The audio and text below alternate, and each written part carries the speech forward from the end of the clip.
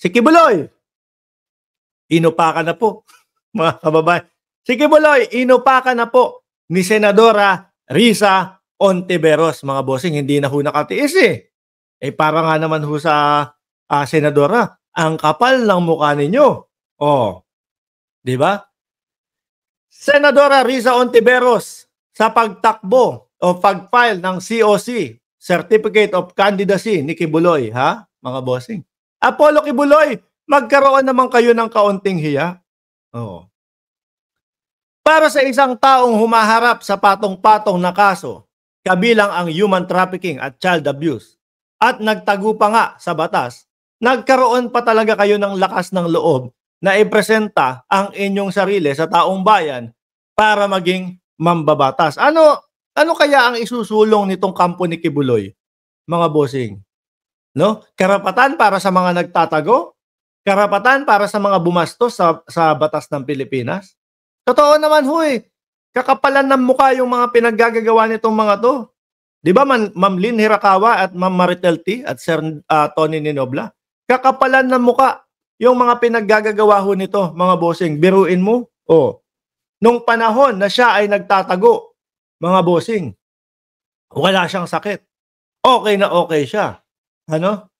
Pero, nung nakulong na, nung nahuli na, kung ano-ano na ang sinasabing, may karamdaman si Kibuloy, etc., etc., dapat i-house arrest. Tapos ngayon, magdadagdag pa ng stress sa kanyang buhay. Dapat sa iyo, Kibuloy, diyan ka na lang. Diyan na lang ho, mga bossing. Total naman, tahimik na ang kanyang buhay doon sa Oblo. Di ba? Panibagong buhay. I-post mo sa iyong Facebook, this is my new life, new me. Kibuloy. Kasama ko yung siyam na apostoles ko. Kasi sabi, 10 sila sa kulungan eh. 10 sila sa kulungan, mga kababayan. Pang 10 si Kibuloy. So, ibig sabihin, may siyang kasama doon sa kulungan. Yun yung magiging mga apostoles niya. Yun yung mga magmamasahe sa kanya. Yun yung mga, siguro, uutusan niya. Baka malinlang din niya, no? Ako ang anak ng Diyos, kaya dapat sumunod kayo sa akin. Sabi ni Manolo, Maralit, unang batas ni Kibs, Palmolive ang pambansa. Ay, yari. Favorite niya yun. Hindi pa naman din mawawala sa kanya yun, mga kababayan, no? Pwede pa din siyang mag-request ng amoy Palmolive. Ano gagawin? Di magpadala siya ng mga siguro 20 piraso ng Palmolive tapos ibigay niya doon sa mga kakosa niya. Amoy Palmolive pa din yung paligid niya. Di ba? Sa tingin nyo ho, mga boss, yung si Kibuloy, yung pagtakbo nila na yan, tingin nyo alam nila na mananalo sila? Tingin nyo umaasa tong mananalo sila? Hindi ho. No? Hindi din ho umaasang mananalo yung mga yan, mga kababayan. Bakit? Ang purpose lang po, mga kababayan, ng pagtakbo na yan, para ho sa akin, ha? Kumbaga para lang gusto nilang patunayan na, tingnan mo, gusto ng taong bayan, hindi naniniwala ang taong bayan na ako ay may kasalanan kasi ibinoboto pa din nila ako, pinapatakbo pa din nila ako. Yun lang naman ang purpose niyan, pero alam niyang mga yan sa sarili nila na malabo silang manalo.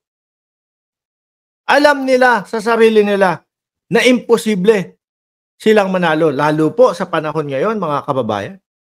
Nung nagkaroon ng social media, ayan na. Nalalaman na lahat ng mga kalokohan. Hindi mo na kailangan antayin yung TV Patrol. Alas 6, alas 7 ng gabi. Para lang manood ng balita. Hindi. Hanapin mo sa internet, instant, bubungad sa'yo. Lahat po, di ba? Sabi ni Joel Buenaventura, daya po inaasahan. Kung makapandaya sila sa panahon ngayon, di ba? Just Vincent, shout out sa iyo. Ang gugulo lang naman tong mga to, mga bossing.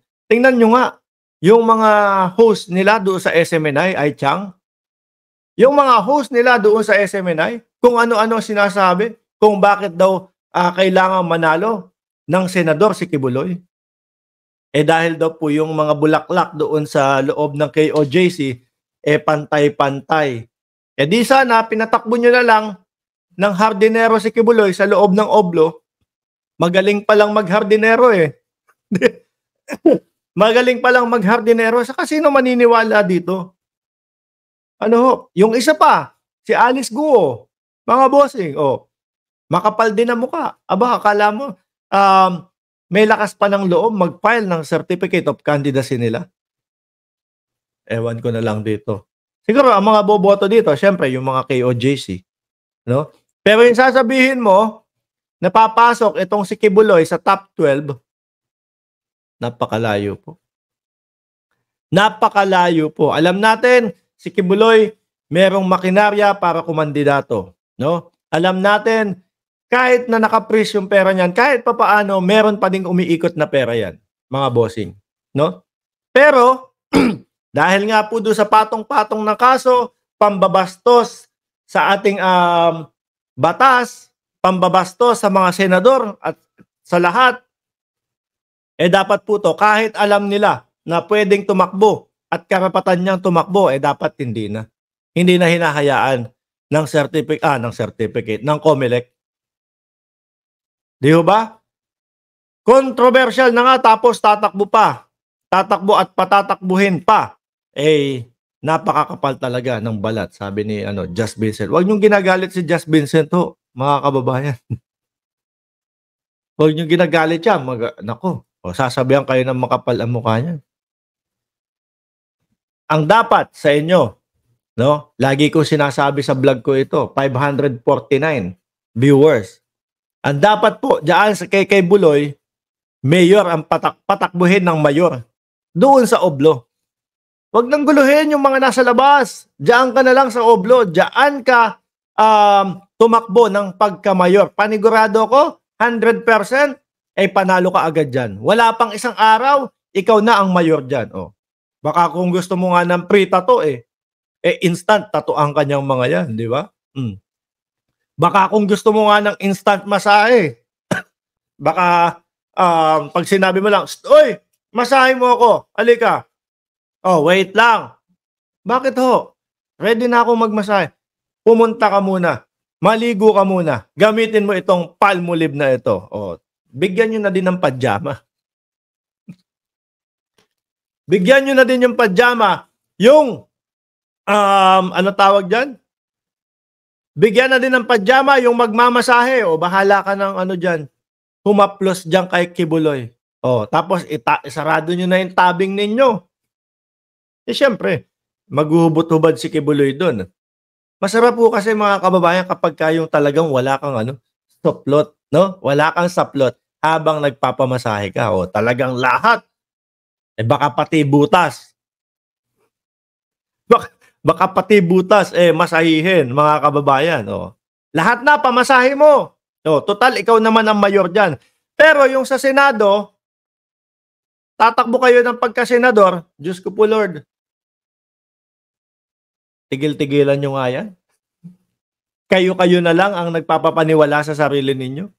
Di ba? Pinagbibigyan na nga kayo. Pinagbigyan na ho sila, mga kababayan, doon sa sinasabi nilang si Kibuloy daw po ay sumuko. Pinagbigyan na kayo doon. Tapos ngayon naman, senador naman ang balak ninyo.